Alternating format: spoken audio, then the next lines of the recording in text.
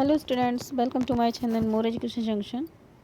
आज हम आप लोगों के लिए कंप्यूटर से रिलेटेड क्वेश्चन लेकर आए हैं जो हर एग्ज़ाम में पूछे जाते हैं। और पटवारी के जो एग्ज़ाम होने वाले हैं उसमें भी कंप्यूटर रखा गया है सब्जेक्ट, तो उसके दृष्टि से ये आप लोगों के लिए वीडियो इम्पोर्टेंट होने वाला है। तो चलिए हम स्टार्ट करते हैं।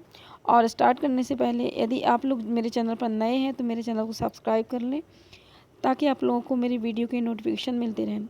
और जो भी भाई बहन सब्सक्राइब किए हुए हैं उनके लिए हृदय से धन्यवाद। चलिए स्टार्ट करते हैं।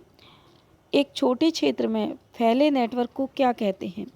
तो जो एक छोटा क्षेत्र है, छोटा एरिया है, उसमें जो नेटवर्क फैला रहता है उसको क्या कहते हैं?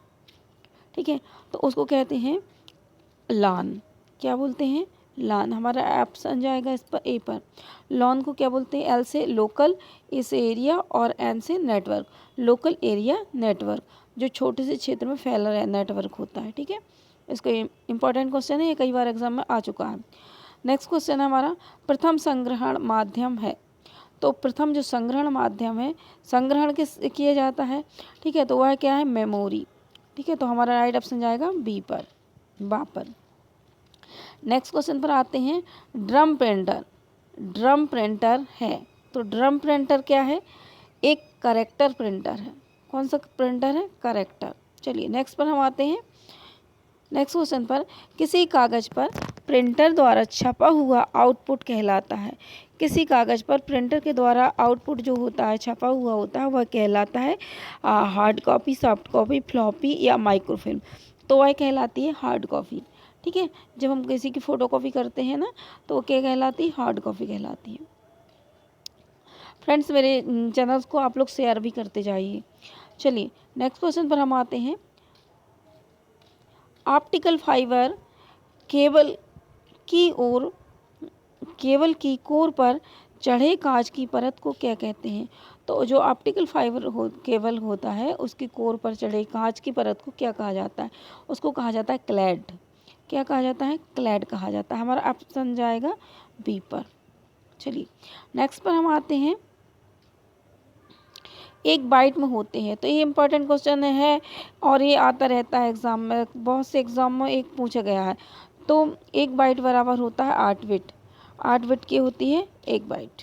चलिए नेक्स्ट पर हम आते हैं, कौन सी योजना के अंतर्गत विभिन्न विभागों से संबंधित सुविधाएं एक ही स्थान पर उपलब्ध कराई जाती है? तो कौन सी योजना के अंतर्गत विभिन्न विभागों द्वारा जो संबंधित सुविधाएं होती हैं वह एक ही स्थान पर उपलब्ध कराई जाती हैं?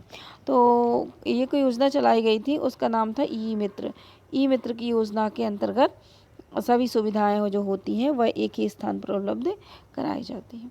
चलिए नेक्स्ट पर हम आते हैं, देश के हर नागरिक को डिजिटल सेवाएं प्रदान करने के लिए प्रारंभ किए गए कार्यक्रम का नाम है।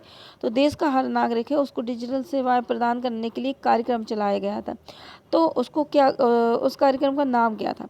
तो उसका नाम था डिजिटल भारत। ठीक है, उसका क्या नाम था? डिजिटल भारत। तो हमारा राइट ऑप्शन जाएगा बी पर। चलिए नेक्स्ट पर हम आते हैं, बौद्धिक संपदा संगठन की स्थापना कब हुई थी? बौद्धिक संपदा जो संगठन है उसकी स्थापना हुई थी 1967 में। तो हमारा जो राइट ऑप्शन जाएगा वह चला जाएगा सी पर। नेक्स्ट पर हम आते हैं, एक लेखक द्वारा किसी दूसरे लेखक की रचना अपने नाम से प्रकाशित करवाना क्या कहलाता है? यदि एक लेखक है और दूसरा लेखक उसकी रचनाओं को अपने नाम से प्रेषित करा रहा है, प्रकाशित करा रहा है, तो उसे कहते हैं साहित्यिक चोरी। ठीक है, तो राइट ऑप्शन हमारा जाएगा डी पर। नेक्स्ट क्वेश्चन पर हम आते हैं, कौन सा साधन ई लर्निंग में प्रयुक्त नहीं होता? तो देखिए ई लर्निंग जो होती है वो उससे संबंधित होती है ना, इलेक्ट्रिकल से। ठीक है, तो जैसे वीडियो कॉन्फ्रेंसिंग है, डिजिटल पाठ्य सामग्री है।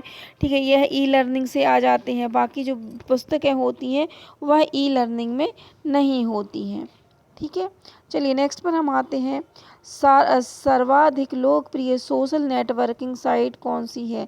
सर्वाधिक लोकप्रिय, तो सर्वाधिक जो लोकप्रिय सोशल नेटवर्किंग साइट है फेसबुक है, क्या इंस्टाग्राम है, या फिर ट्विटर है, या लिंक्डइन है।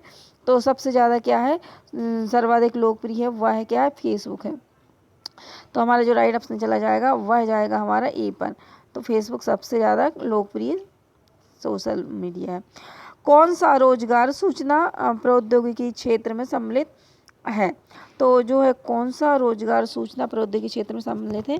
देखिए डाटाबेस मैनेजर या वेब डेवलपर, सिस्टम एडमिनिस्ट्रेटर, या फिर उक्त सभी। तो हमारा राइट ऑप्शन जाएगा उक्त सभी। यह सभी रोजगार सूचना प्रौद्योगिकी क्षेत्र से संबंधित है। चलिए नेक्स्ट क्वेश्चन पर हम आते हैं। भारत में कितने अधिनियम के अंदर बौद्धिक संपदा अधिकार सुरक्षित किए गए हैं? तो भारत में कितने अधिनियम के अंदर, कितने अधिनियम? 8 अधिनियम के अंतर्गत किए गए हैं। ठीक है, तो हमारा जो राइट ऑप्शन चला जाएगा वह चला जाएगा हमारा सी पर, 8 बौद्धिक संपदा अधिकार। ये हमारे क्वेश्चन है, आप लोगों को कैसे लगे आप लोग कमेंट्स बॉक्स पर कमेंट्स करके बताइएगा कि ये क्वेश्चन आपको कैसे लगे। इंपॉर्टेंट क्वेश्चन है जो एग्ज़ाम में पूछे जाते हैं। Thanks for watching channel. मैं आप लोगों के लिए दूसरा वीडियो बनाकर लेके आऊँगी। तब तक के लिए जय हिंद, जय भारत।